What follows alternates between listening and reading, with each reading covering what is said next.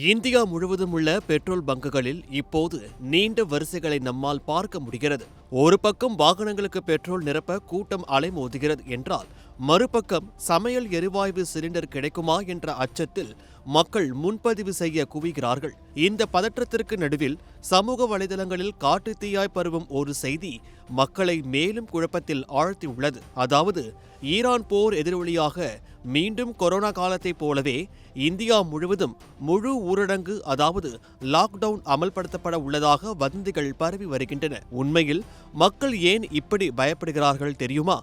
மத்திய கிழக்கு நாடுகளில் நடந்து வரும் கடுமையான போரால் கச்சா எண்ணெய் போக்குவரத்து நடைபெறும் மிக முக்கியமான ஹோர்முஸ் ஜலசந்தி மூடப்பட்டுள்ளது. இதனால் இந்தியாவிற்கு வரும் எரிபொருள் சப்ளையில் தடை ஏற்படுமோ என்ற அச்சம்தான் இந்த அவசரத்திற்கு காரணம். ஆனால் இந்த வதந்திகளுக்கு முற்றுப்புள்ளி வைக்கும் விதமாக மத்திய பெட்ரோலியத்துறை அமைச்சர் ஹர்தீப் சிங் பூரி ஒரு முக்கியமான விளக்கத்தை அளித்துள்ளார். அவர் தனது அதிகாரப்பூர்வ சமூக வலைதள பக்கத்தில் வெளியிட்டுள்ள பதிவில், இந்தியாவில் ஊரடங்கு அமல்படுத்தப்படும் என்ற தகவல் 100% பொய்யானது என்று அடித்து சொல்லியிருக்கிறார். மத்திய அரசிடம் அப்படி ஒரு திட்டமே பரிசீலனையில் இல்லை என்றும், இது போன்ற இக்கட்டான நேரங்களில் மக்கள் அமைதியாகவும் பொறுப்புடனும் நடந்து கொள்ள வேண்டும் என்றும் அவர் கேட்டுக்கொண்டுள்ளார். மேலும் பிரதமர் மோடியின் தலைமையில் நாட்டு மக்களுக்கு தேவையான எரிபொருள் மற்றும் அத்தியாவசிய பொருட்கள் தடையின்றி கிடைக்க அனைத்து முன்னெச்சரிக்கை நடவடிக்கைகளும் எடுக்கப்பட்டு விட்டதாக அவர் உறுதியளித்துள்ளார். உலகமே போர் பதற்றத்தில் இருந்தாலும் இந்தியா எதையும் சமாளிக்க தயாராக இருக்கிறது. எனவே மக்களே,